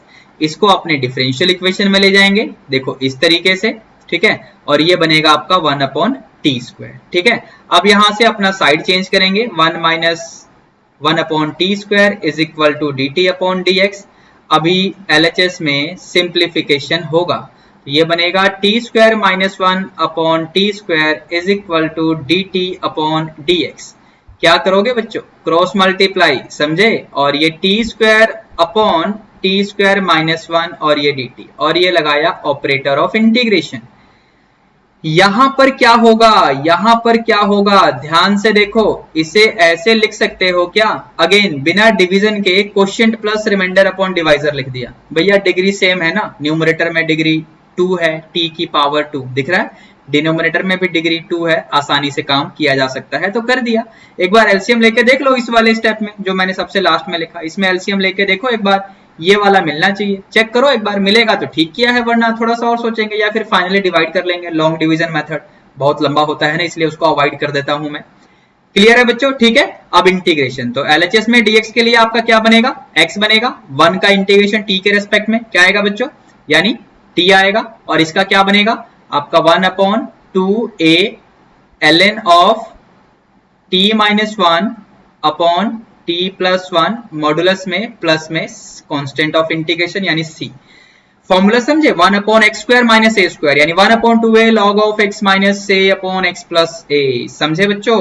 अभी t की वैल्यू रिप्लेस बैक करो यहाँ पर, यानी x equal to x minus y t की जगह, ठीक है, और ये आपका प्लस 1/2 ln और t की जगह आपका x minus y minus 1 upon x minus y plus 1 plus constant of integration. यहां से साइड चेंज कर दो, एक स्टेप और आ जाएगा। So y will be equal to half ln of x minus y minus 1 upon x minus y plus 1 plus constant of integration. So this is your required solution of the given differential equation. समझे? चलो अगले प्रश्न की तरफ चलते हैं, question number 40। अगर आपको ध्यान हो, जनरल सॉल्यूशन के क्वेश्चन 31 से लेकर 40 तक थे, इसके बाद भी कुछ आने वाला है क्या, सोचना। चलिए क्वेश्चन नंबर 40 देखते हैं, ये क्या होने वाला है। थोड़ा सा वैरायटी चेंज होने वाला है बच्चों। अब यहां पर क्या, ध्यान से देखना। तो बच्चों अब यहां पर ध्यान से देखना, स्पेशली आरएचएस में मैं किस तरीके से गिवन टर्म को लिखने वाला हूं। ध्यान से देखिए, मैंने इसे एस से लिख दिया। अगर आप इन दोनों ब्रैकेट के टर्म्स को 1 by 1 मल्टीप्लाई करें तो पिछले स्टेप का जो आरएचएस है वो एज इट इज मिल जाएगा। मैंने फैक्टराइज किया है, डायरेक्टली कर दिया है। समझ रहे हैं मेरी बात आप लोग? अब इसके बाद ये वेरिएबल सेपरेबल वाला काम तो बड़े इजीली हो रहा है। ध्यान से देखिए, ये देखो, ये इस तरीके से हो जाएगा, कोई प्रॉब्लम नहीं है कि नहीं? सब कुछ ठीक है ना? चलिए अब यहां से इंटीग्रेशन स्टार्ट। तो बस एलएचएस में तो आपका ln आ गया, यानी इस तरीके से, और यहां पर 1 का आपका x हो जाएगा और x का x स्क्वायर बाय 2 और प्लस में कांस्टेंट ऑफ इंटीग्रेशन। क्या आप समझे थे कि मैंने फैक्टर कैसे बनाया था बच्चों? चलिए मैं दिखाता हूं आपको। 1 plus x as it is, plus में y, समझ रहे हो क्या? ये y प्लस एक्स वाई, इसमें से y कॉमन लिया मैंने, समझे? तो इस तरीके से मिला। अब देखो यहां से कंप्लीट में से 1 प्लस एक्स कॉमन, ठीक है, तो यहां पर इसकी जगह क्या बचेगा, तो 1, और यहां पर क्या, तो प्लस y। बन गया ना फैक्टर, आराम से काम हो जाता है बच्चों। चलिए आगे बढ़ते हैं, क्वेश्चन नंबर 41 देखते हैं कि यहां से अब कैसे क्वेश्चन आने वाले हैं आपके लिए। तो ये रहा आपका क्वेश्चन नंबर 41 बच्चों। अब ये क्या है, समझे? याद आया? Particular solution. यहां पर कोई भी आर्बिट्रेरी कांस्टेंट आपको नहीं दिखेगा, जो कि पिछले 10 क्वेश्चन में हर जगह आपको सी दिख रहा था, यहां नहीं दिखेगा। तो नहीं दिखेगा तो फिर क्या कंडीशन यहां पर एक्स्ट्रा गिवन होगी, मैं आपको दिखा ही रहा हूं। वेट करिए, आने वाले क्वेश्चन नंबर 41 से लेकर 46 तक इसी के ऊपर बेस्ड है। तो यहां पर देखो, ये तो चीज हमें समझ में आती है, इतना तो हमने अभी पहले क्वेश्चन जो हमने किए हैं वहां भी देखा है, लेकिन ये कुछ एक्स्ट्रा मिल गया। यही तो राज की बात है बच्चों, यहाँ पे यही तो इसे पर्टिकुलर सॉल्यूशन में चेंज करता है। चलिए मैं इसका मतलब सिखाऊंगा आपको, पहले हम जो कर सकते हैं वो तो करें। dy और dx ऊपर, समझ रहे हो? dy के साथ में y वाले टर्म्स, dx के साथ में x वाले टर्म एक ही स्टेप में कर दोगे तो मजा आ जाएगा। क्या आपको मजा आ रहा है? ये देखो, ये देखो ध्यान से मैंने कैसे किया बच्चों। अगर आपको समझ में आ जाए तो मुझे बताना। जो गिवन डिफरेंशियल इक्वेशन है उसको मैंने ऐसे करके लिख दिया एक ही साथ। समझ रहे हैं आप लोग मेरी बात की नहीं? ठीक है, चलिए अब यहां से इंटीग्रेशन शुरू। ठीक है, तो बच्चों अब इसके बाद तो ये आराम से इंटीग्रेट हो जाएगा। समझ रहे हैं आप लोग? tan इनवर्स वाला फॉर्मूला। लेकिन इसमें थोड़ा सा काम करना पड़ सकता है, सब्स्टिट्यूशन मेथड की हमें यहाँ पर जरूरत पड़ेगी शायद। जरा देखते हैं क्या काम होने वाला है। मैं यहाँ पर e की पावर x को ना सब्स्टिट्यूट कर दूंगा, तो जैसे ही ये काम करेंगे बच्चों, तो यहाँ से डेरिवेटिव आप जब करेंगे तो देखो इस तरीके से आपको मिल जाएगा। तो ये जो आपका डिफरेंशियल इक्वेशन है, नेक्स्ट स्टेप में मैं इसको इंटीग्रेट करूंगा, डोंट वरी। तो यहाँ पर ये आपका देखो न्यूमरेटर में dt और डिनोमिनेटर में 1 प्लस टी स्क्वायर। समझे आप लोग? तो बस यहां से आपका इंटीग्रेशन स्टार्ट, यानी ये आपका tan इनवर्स y और ये बनेगा आपका tan इनवर्स ऑफ t। अब यहाँ पे is equal to constant of integration c लिख दो। लेकिन याद करो बच्चों कि अगर आप पिछले किसी क्वेश्चन को ध्यान करो तो मैंने आपको कुछ बताया था कि अगर y वेरिएबल में जिस टाइप का फंक्शन है उसी टाइप का फंक्शन अगर दूसरे वेरिएबल का भी हो तो कांस्टेंट भी सेम टाइप का फंक्शन लेना चाहिए। मतलब यहां पर ध्यान से देखिए कि ये y वेरिएबल में tan इनवर्स, ये t वेरिएबल में tan इनवर्स, तो कांस्टेंट भी tan इनवर्स की फॉर्म में ही लो, फायदे में रहोगे। बताएंगे कैसे। अभी यहां पर इनवर्स ट्रिग्नोमेट्री वाला फॉर्मूला, समझ रहे हैं आप लोग? तो y plus t upon 1 minus y t is equal to tan inverse of c। अब इसके बाद बच्चों दोनों तरफ आप लोग tan फंक्शन अप्लाई करोगे और साथ में t की जगह e की पावर x भी रिप्लेस कर दो। तो ध्यान से देखिए आपको ये चीज ऐसे मिल जाएगी बच्चों, ठीक है। अब यहां से देखना आपका एक्चुअल क्वेश्चन स्टार्ट होता है, यानी पर्टिकुलर सॉल्यूशन में क्या होता है वो आपको पता चलेगा। ये वाली चीज आपको दिख रही है ना, ये वाली चीज, तो ये वाली चीज यहाँ पर जो गिवन है इसका हम किस तरीके से यूज करेंगे, ध्यान से सुनना। इसे पढ़ते कैसे हैं? इसे पढ़ते हैं कि y की वैल्यू 1 है अगर x की वैल्यू 0 है, यानी ये जो ब्रैकेट में है वो x की वैल्यू है।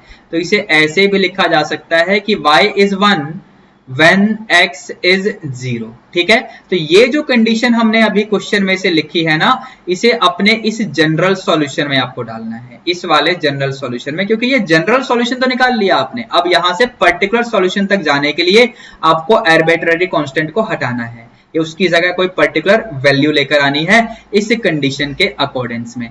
बात समझ आ रही है आपको? ठीक है, तो चलते हैं जरा y की जगह 1 और x की जगह 0 डालते हैं और देखते हैं क्या होने वाला है बच्चों। तो y की जगह 1 x की जगह 0, यहां पर ध्यान से देखिए y की जगह 1 x की जगह 0 इज इक्वल टू c। यहां से बच्चों आपको मिलेगा 2 अपॉन 0 इज इक्वल टू c। ध्यान से देखो, are you getting it? e की पावर 0 क्या होता है? तो 1 होता है, समझे? ठीक है, डिनोमिनेटर में 0, न्यूमरेटर में 2। अब इसे इन्फिनिटी मत लिख देना, इसको ऐसे ही रखना है। और अब देखना क्या होगा आपके पास। तो आपका जो जनरल सॉल्यूशन आया था तो वो ये आया था बच्चों, ठीक है, ये आपका जनरल सॉल्यूशन था। इसमें आपने c की जगह अब 2 अपॉन 0 डाल देना है और क्रॉस मल्टीप्लाई करके सिंप्लीफाई कर लेना है। तो जैसे ही आप क्रॉस मल्टीप्लाई करेंगे तो y प्लस e की power x into 0 is equal to 2 times 1 minus Y E की पावर x, ठीक है। अब LHS में तो ये 0 हो गया, ठीक है, और ये 2 भी 0 के नीचे आ जाएगा। तो ओवरऑल आपको मिलेगा 1 minus Y e x is equal to 0, जिसे अगर आप चाहें तो एक स्टेप और आगे लिख दो, यानी y e x is equal to 1। एक स्टेप और लिख दो, क्या आएगा? y is equal to 1 upon e की पावर x, यानी e की पावर माइनस x भी लिख सकते हो, वो तो आपके ऊपर है कितना सिंप्लीफाई करोगे। ठीक है बच्चों, चलें अब आगे बढ़ें। चलिए क्वेश्चन नंबर 42, ये भी आपका पर्टिकुलर सॉल्यूशन का ही क्वेश्चन है, क्योंकि यहाँ पर ये कंडीशन आपको दिख रही है बच्चों। फिलहाल जनरल सॉल्यूशन निकाल लेते हैं, यानी dy और dx पहले से ऊपर विराजमान है। तो चलिए वेरिएबल सेपरेबल वाला काम अपना शुरू करते हैं। तो वेरिएबल सेपरेबल के लिए dx के साथ में x वाले टर्म्स, यानी 1 plus log of x upon x dx plus dy upon 1 plus y square is equal to 0। बात समझ आ रही है? और ये हमने शुरू किया इंटीग्रेशन, ठीक है बच्चों। अब जो पहले वाला है ना, पहले वाला, उसमें देखना ध्यान से, उसमें क्या है कि एक फंक्शन है जिसकी वैल्यू है 1 प्लस लॉग एक्स। मैं आपको डायरेक्टली इंटीग्रेट करना भी सिखा रहा हूं, जबकि ये सारी चीजें मैंने इंटीग्रेशन में आपको एक्सप्लेन की हुई हैं। बहुत सारी चीजें आपको वहां मैंने सिखाई थी, शॉर्टकट टेक्निक्स एंड ऑल। तो इंटीग्रेशन का प्लेलिस्ट आपका वेट कर रहा है बच्चों। चलिए, तो fx equal to 1 plus log x, ठीक है। अच्छा, इसका डेरिवेटिव क्या आएगा? तो इसका डेरिवेटिव आएगा 1 अपॉन एक्स, ठीक है। अब क्या होता है कि कोई भी फंक्शन अपने ही डेरिवेटिव के साथ अगर मल्टीप्लाई हो और इसका आपको इंटीग्रेशन करना है, तो यहां से आप देखो इस तरीके से डायरेक्टली कर सकते हैं। ये सारी शॉर्टकट टेक्निक्स मैंने सिखा रखी हैं आपको बच्चों, समझे?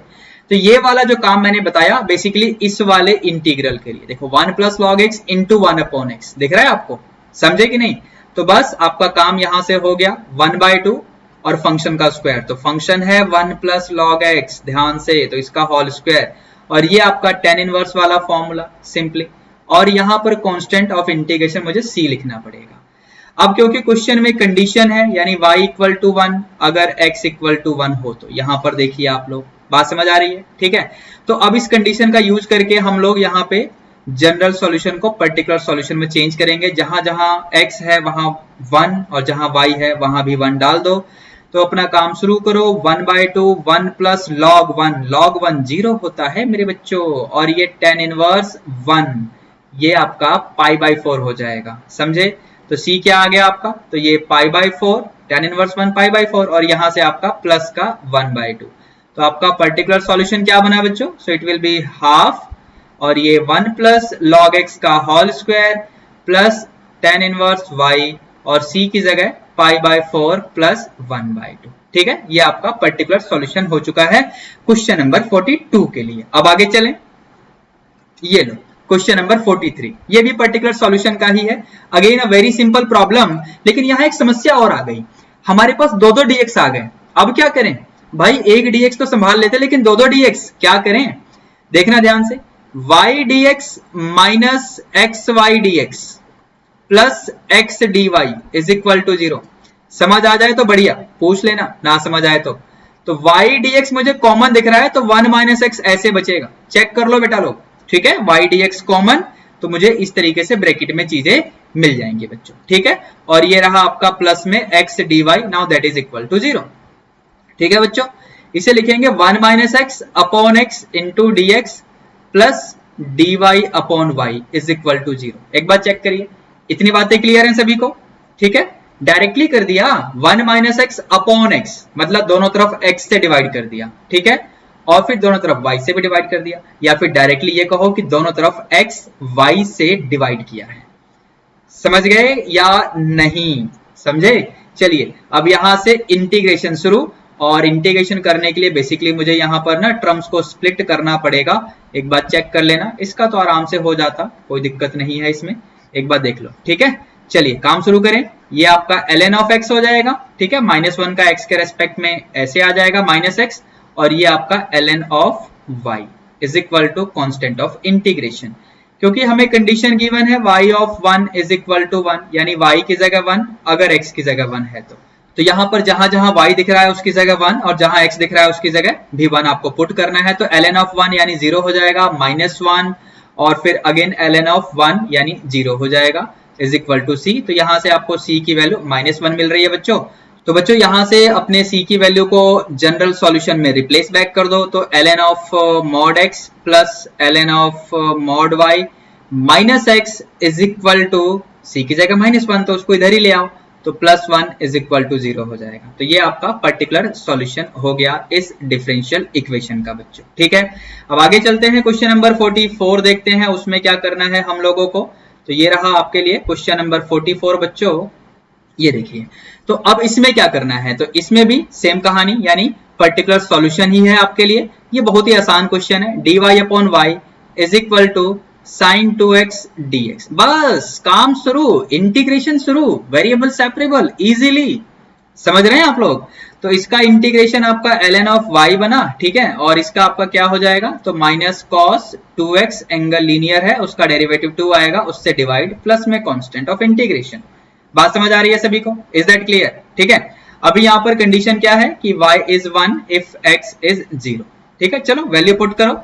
तो ln ऑफ 1 क्या होने वाला है, तो 0, और यहाँ पर माइनस हाफ cos 2 इंटू 0 यानी cos 0 एक्चुअली 1 होता है। तो यहाँ से c की वैल्यू मेरे ख्याल में प्लस हाफ आ रही है, आपके ख्याल में क्या आ रही है? cos 0 1 होता है, माइनस 1/2 इंटू 1 यानी c minus half equal to 0, तो c इक्वल टू हाफ हो जाएगा। अब इसको अपने जनरल सॉल्यूशन में रिप्लेस बैक कर दो, तो ln of mod y is equal to minus 1/2 cos 2x, और c की जगह आपका 1/2। ये आपका रिक्वायर्ड पर्टिकुलर सॉल्यूशन हो गया है बच्चों। अब चलते हैं क्वेश्चन नंबर 45 देखते हैं, इसमें क्या करना है। तो यहाँ पर x plus y d y equal to d x, तो ये बेटा क्या है, कुछ समझ आया आपको? ये क्या है बच्चों? तो dy upon dx is equal to 1 upon x plus Y. समझ आ रहा है कि नहीं, क्या है ये? It is transformable to variable separable method. समझ रहे हैं आप लोग? समझे कि नहीं? ऐसे क्वेश्चन हमने कराए हैं आज की क्लास में आपको। तो ये आपका देखो, मैं डायरेक्टली करता जा रहा हूं विदाउट एनी लेक्चर। समझ आ रहा है? डेरिवेटिव कर दिया बच्चों, और यहां से dy अपॉन dx की वैल्यू भी निकाल लो। So this is dt upon dx minus 1। Differential equation क्या बना अब? तो dt upon dx minus 1 is equal to 1 upon t, और यहां से बस साइड चेंज करते हुए अपना काम शुरू कर दो। तो dt upon dx is equal to 1 plus 1/t। यहां से एलसीएम भी ले लेते हैं, एक ही साथ हो जाएगा काम। तो t प्लस 1 अपॉन t, बस यहां से क्रॉस मल्टीप्लाई करो ताकि वेरिएबल सेपरेबल वाला काम आप कर पाए बच्चों। एक बार चेक कर लो, यहीं से इंटीग्रेशन लगा दो। बात समझ आ रही है सभी को? लेफ्ट हैंड साइड में आपको अभी एलसीएम ब्रेक करना पड़ेगा। बेसिकली यहाँ पर +1 -1 कर दो। एक बार चेक करो, इस तरीके से आपको मिलेगा। बात समझ आ रही है? या डिवाइड करके भी ये चीज आप कर सकते हैं, quotient plus remainder upon divisor. अभी इंटीग्रेशन स्टार्ट, 1 का t के रेस्पेक्ट में t हो जाएगा minus ln of t plus 1 और यहाँ पर x प्लस c RHS में। अब t की जगह आपको x प्लस y डालना है। जैसे ही t की जगह x प्लस y डालेंगे, RHS में एक x वेट कर रहा है उसे कैंसिल करने के लिए, तो मैं डायरेक्टली यहाँ पर कर चुका हूं। आई होप आप में से किसी को भी कोई दिक्कत नहीं होगी। इतना क्लियर है सबको? ठीक है बच्चों। अब यहां से आपका पर्टिकुलर सॉल्यूशन के लिए जो कंडीशन गिवन है, यानी y of 0 is equal to 0, यानी अगर x 0 तो y भी 0 है। चलो जरा देखते हैं यहां से क्या होगा। y की जगह 0 माइनस ln ऑफ x 0 तो y भी 0, तो 0 प्लस 1 यानी ln of 1 that is equal to c। तो c की वैल्यू 0 ही आएगी बच्चों, क्योंकि ln ऑफ 1 भी 0 ही होगा। अब इसे अपने जनरल सॉल्यूशन में रिप्लेस बैक कर दो, तो आपका फाइनली आंसर आ जाएगा y minus ln of x plus y plus 1 is equal to 0। In case if you want आप साइड चेंज कर सकते हैं, y इज इक्वल टू करके लिख लो, otherwise it is up to you. ठीक है बच्चों, चलें अगले प्रश्न की तरफ। तो ये रहा क्वेश्चन नंबर 46 आपके लिए। अब यहाँ पर कैसे करना है, देखो यहाँ पर जो आपका पर्टिकुलर सॉल्यूशन निकालने के लिए कंडीशन गिवन है वो इन्होंने इस तरीके से वर्ड में एक्सप्रेस कर दिया है, स्टेटमेंट लिख दिया है। नो नीड टू वरी, ये तो और आसान हो गया। फिलहाल अभी वेरिएबल सेपरेबल वाला काम मैं डायरेक्टली करने जा रहा हूं, ध्यान से देखना। 1 plus log x upon x d x plus 2y upon 1 minus y square d y is equal to 0। एक बार चेक करो, ठीक है? ऐसा हमने पिछले किसी क्वेश्चन में किया हुआ है, देखो ऐसा किया है ना। चलिए अच्छा है आपको याद है, मैं डायरेक्टली यहां पर इंटीग्रेशन कर चुका हूं, देखो, क्योंकि पिछले क्वेश्चन में मैंने आपको समझाया अच्छा खासा, यही फॉर्म था। जाके रिटर्न बैक करके देखो पिछला लेक्चर, किसी क्वेश्चन का क्वेश्चन नंबर ही बताऊं क्या? नहीं बताऊंगा। चलिए इसमें क्या करोगे, इस वाले में ध्यान से देखना मैं किस तरीके से करूंगा। माइनस यहां लगाओ और ये हो जाएगा माइनस 2y dy। टेक्निक सीखो, इंटीग्रेशन बहुत ही आसान चीज है। जाके लेक्चर देखो हमारे। डिनोमिनेटर में जो भी चीज है ना उसका डेरिवेटिव ऊपर बन गया है, देख लो। 1 माइनस वाई स्क्वायर का डेरिवेटिव ऊपर बना लिया मैंने, समझे भाई? माइनस माइनस ऐसे कर दिया ना, प्लस था ना, अभी भी तो प्लस ही है, लेकिन ऐसा करने से बेसिकली ये शॉर्टकट वाला तरीका अप्लाई कर सकते हैं आप लोग। F dash x upon F x, अगर इसका इंटीग्रेशन करते हैं तो क्या आता है, याद है? ln of F x plus में कांस्टेंट ऑफ इंटीग्रेशन। समझ रहे हो? बस डायरेक्टली कर दो ये काम यहां पर। तो ये आपका क्या आने वाला है बच्चों? This is half 1 plus log of x whole square minus क्या होगा, क्या बताया मैंने? Simply log of the function यानी 1 माइनस वाई स्क्वायर। ln लिख दो, एक ही बात है, is equal to constant of integration. देखो यहां पर इस बात से कंफ्यूज मत होना कि जो y वाला वेरिएबल का फंक्शन का नेचर है वो लॉगरिथमिक है। देखो बिल्कुल सही है, लॉगरिथमिक है, लेकिन x वाले का जो नेचर है, देखो यहां पर log x तो दिख रहा है मुझे, लेकिन साथ में 1 प्लस भी है, इसलिए मैंने कांस्टेंट को log की फॉर्म में नहीं लिखा। बाई चांस यहां पर ये 1 नहीं होता ना, सिर्फ log x होता सपोज, तो मैं c की जगह log c लिखता। सिंप्लीफिकेशन में आसानी मिलती है। अभी अपना पर्टिकुलर सॉल्यूशन का कंडीशन भी देख लो, तो y 0 है और x 1 है। तो चलो अपना काम शुरू करो, x की जगह 1 और y की जगह हम 0 देखेंगे।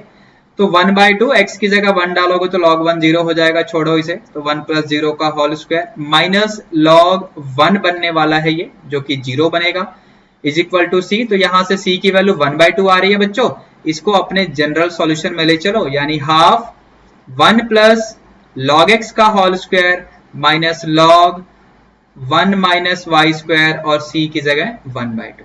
बात समझ आ रही है सभी को? चलो ये क्वेश्चन भी हो गए। यानी जनरल सॉल्यूशन और पर्टिकुलर सॉल्यूशन दो चीजें हम लोगों ने सीख ली हैं, ठीक है? अभी कुछ मिसलिनियस टाइप के क्वेश्चंस कर लें क्या? बताओ क्या कहते हो? चलो देखो जरा, ये कुछ मिक्स टाइप के क्वेश्चन अब आपको मैं दिखाने वाला हूं, मिसलेनियस टाइप के प्रॉब्लम्स। वेरिएबल सेपरेबल यहां भी लगेगा। देखो इस पूरे में से ना y कॉमन है, ध्यान से देखो, dx dy ऊपर पहले से ही विराजमान है, तो मुझे उसकी चिंता तो नहीं है, बस अब वेरिएबल वाले टर्म्स को देखना है। इतना क्लियर है? इस वाले ब्रैकेट में अगर आप ध्यान से देखें कि अगर ये स्क्वायर ना हो तो आपको x कॉमन मिलेगा, लेकिन स्क्वायर है, तो स्क्वायर है तो x विद स्क्वायर कॉमन मिलेगा भाई, यानी x स्क्वायर ऐसे लिखो, 1 माइनस वाई का होल स्क्वायर, इसको चलने दो, dy is equal to 0। Clear है सबको? ठीक है बच्चों, अब यहां से वेरिएबल सेपरेबल वाला काम शुरू। 1 plus x upon x square d x, check करना शुरू करो। 1 minus y whole square upon y d y. Check कर लो बच्चा लोग, सब ठीक है ना। अभी यहां पर एलसीएम ब्रेक कर दो और उसमें भी कुछ करना होगा। 1 upon x square plus 1 upon x d x. ठीक है बच्चों, इसका काम तो हो जाएगा आराम से इंटीग्रेशन। अब इस वाले में हम लोग क्या करेंगे बच्चों, तो इसमें सबसे पहले हम होल स्क्वायर ओपन करेंगे और फिर नीचे वाई भी है, ध्यान रखना। होल स्क्वायर ओपन करने के बाद क्या आएगा, मैं यहाँ पर लिख दे रहा हूं आप लोगों के लिए, ध्यान से देखना। ऐसे आएगा, ठीक है, a माइनस बी का होल स्क्वायर यानी A square minus 2ab plus B square. अब पूरे के नीचे y भी है यानी 1 upon Y minus 2 plus Y और ये dy इज इक्वल टू 0। ठीक है, अब बस इंटीग्रेशन करने का काम रह गया, यानी ये बनेगा आपका माइनस 1 अपॉन एक्स, ये बनेगा ln ऑफ x, ये बनेगा आपका ln ऑफ मॉड y। ठीक है, और ये माइनस 2 का, क्योंकि y के रेस्पेक्ट में जा रहा है तो माइनस 2y और प्लस y का y square by 2 is equal to constant of integration. Clear है बच्चों, चलें आगे चलते हैं क्वेश्चन नंबर 48 की तरफ। एक बहुत ही प्यारा क्वेश्चन आप लोगों के लिए आने वाला है बच्चों। तो ये रहा क्वेश्चन नंबर 48, मैंने बोला बहुत ही प्यारा क्वेश्चन है।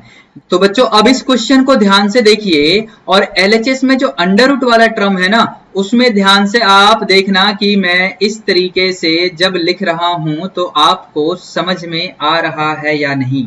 ऐसा कुछ पहले भी था किसी और क्वेश्चन में भी, बस वहां अंडर रूट या एक्स स्क्वायर वाई स्क्वायर वाली चीजें नहीं थी, वहां सिंपली एक्स वाई ऐसा कुछ था। फैक्टर याद आया आपको, फैक्टर वाला क्वेश्चन। ठीक है, चलिए अब बाकी चीजें यहाँ पर ऐसे हैं बच्चों, एज इट इज मैंने लिख दी हैं। अब यहाँ से वेरिएबल सेपरेबल एक ही स्टेप में कर दूंगा, ध्यान से देखते रहना आप लोग।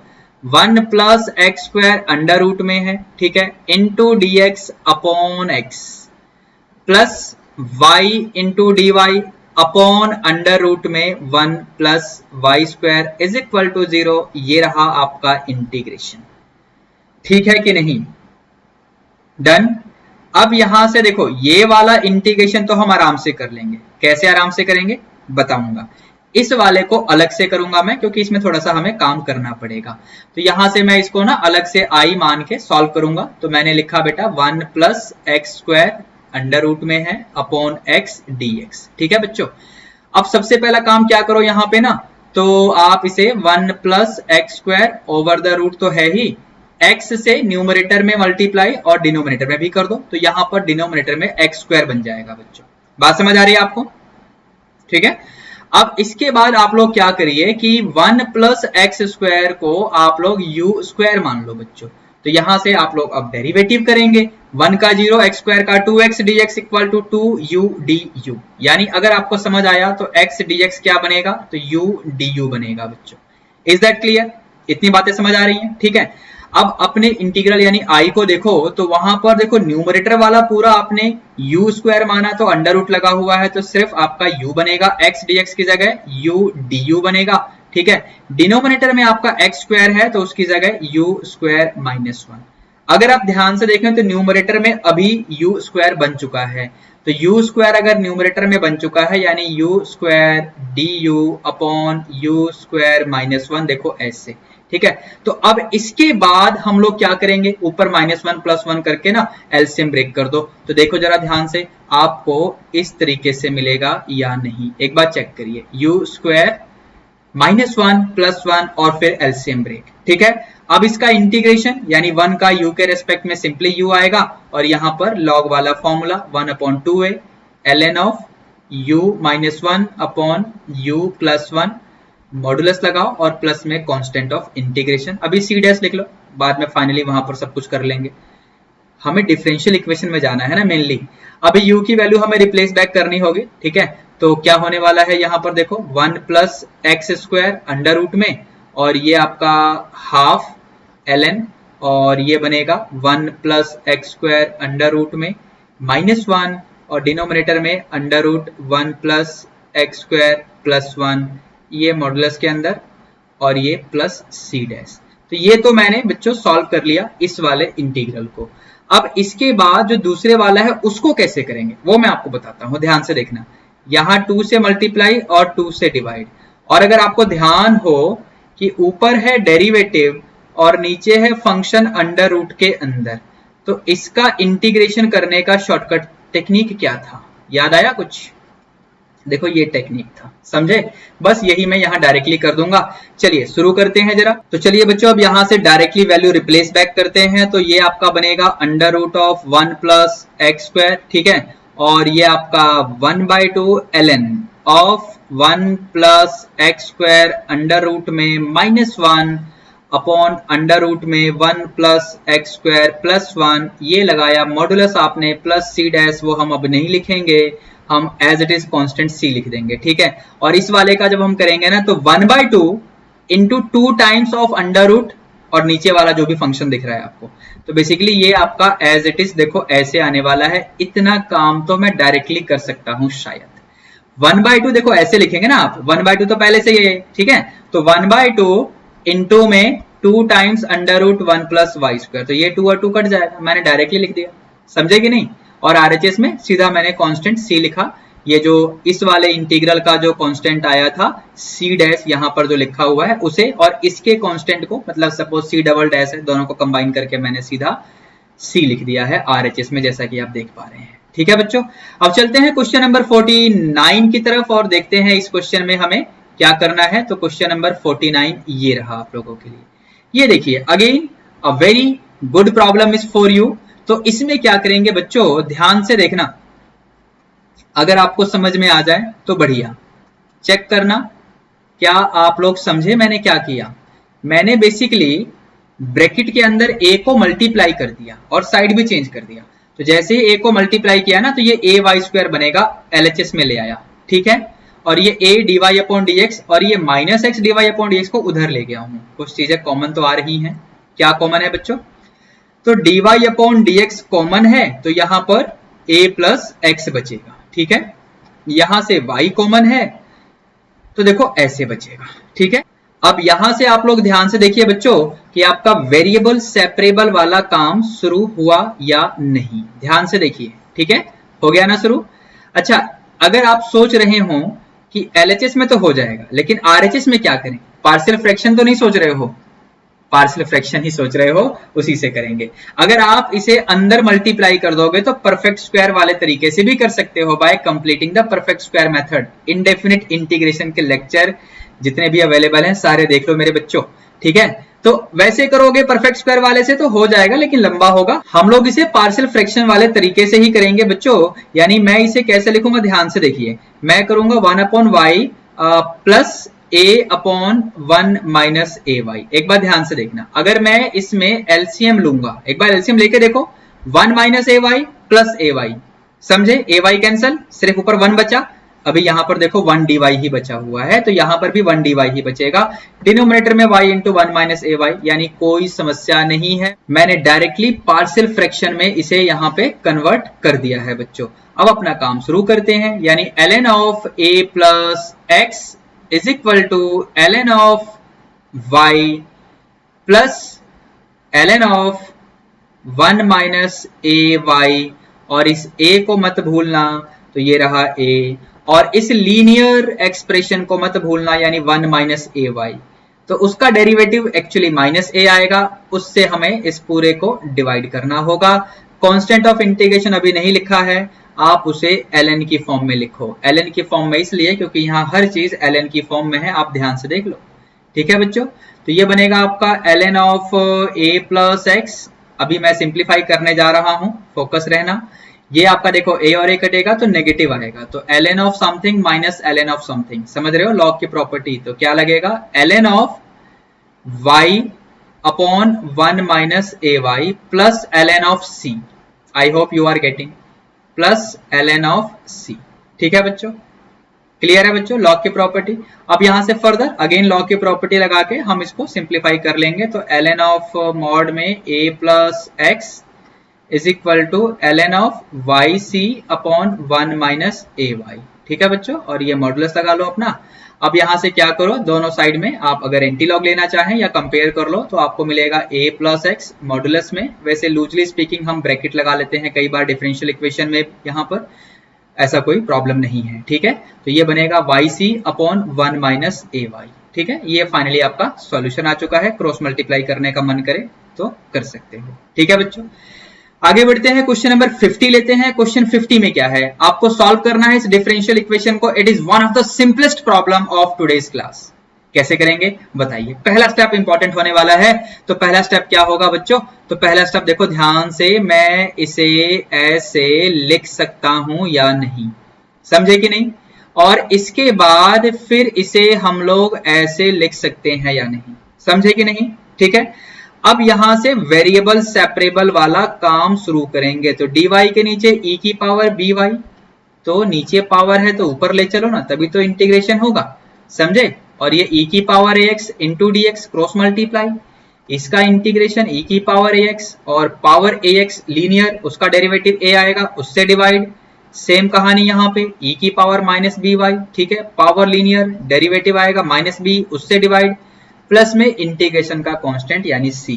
यही छोड़ दो और कुछ नहीं करना। अगर आप सोच रहे हैं कि y वेरिएबल में यहाँ पर e की फॉर्म में है, x वेरिएबल में भी e की फॉर्म में है, तो कांस्टेंट भी e की फॉर्म में लिखें, भाई लिख लो, कोई दिक्कत नहीं है, लेकिन सिंप्लीफिकेशन उससे कुछ होने वाला नहीं है, इसलिए मैंने नहीं लिखा। इतना तो सोचना पड़ेगा आप लोगों को बच्चों।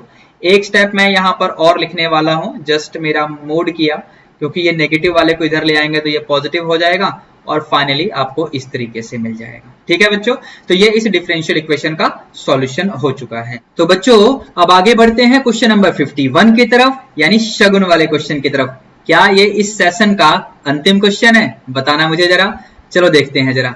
फिलहाल इसको कैसे इंटीग्रेट करेंगे, मैं दोनों तरफ लॉगरिथम लेने वाला हूं। जैसे ही लॉगरिथम लेंगे बच्चों, तो ये बनेगा आपका log of e to the power dy over dx is equal to log of x plus 1, ठीक है बच्चों।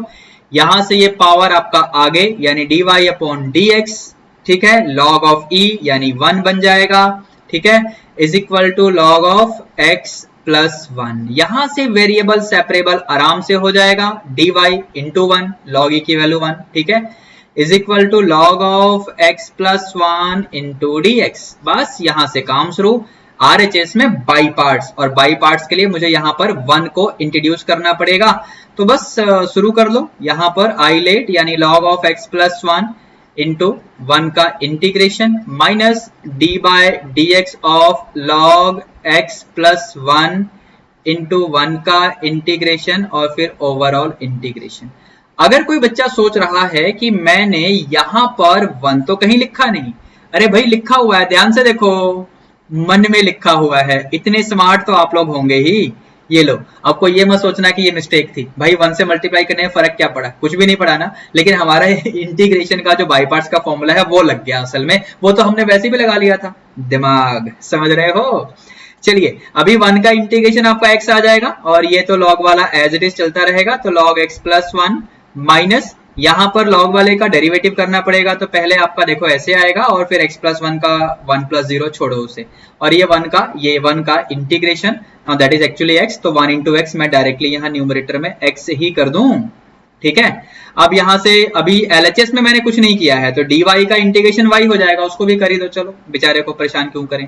तो ये x into log of x plus 1 minus, अभी इसका करने के लिए ऊपर ना प्लस 1 माइनस 1 कर दो। तो प्लस 1 माइनस 1 करोगे ना, तो प्लस 1 करोगे फिर एलसीएम ब्रेक करो, x plus 1 upon x plus 1 यानी 1 माइनस 1 अपॉन x प्लस 1, ठीक है बच्चों। अब यहां से अगले स्टेप में आपका आंसर रेडी होगा। तो आंसर कहां लिखूं, टॉप में लिख दूं, चलो यहां से चलते हैं टॉप में, यहां पर, ठीक है।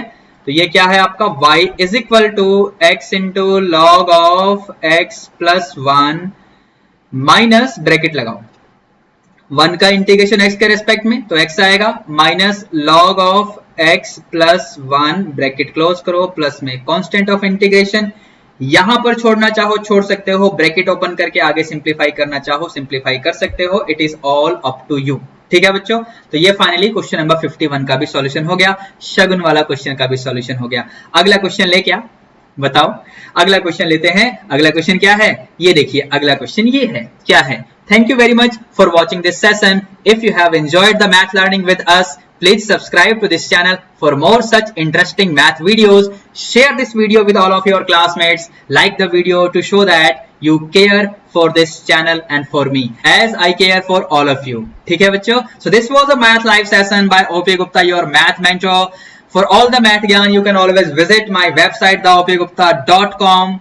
जिसपे आपको बहुत सारी चीजें free PDF downloads, NCERT solution, CBSE के सॉल्व्ड पेपर्स, जी मेन के पेपर्स, बहुत सारी चीजें आपको फ्री मिलेंगी। ठीक है बच्चों, अपार्ट फ्रॉम दैट हमारा एक टेलीग्राम चैनल भी है। उस टेलीग्राम चैनल का लिंक आपको इस वीडियो के डिस्क्रिप्शन बॉक्स में मिल जाएगा।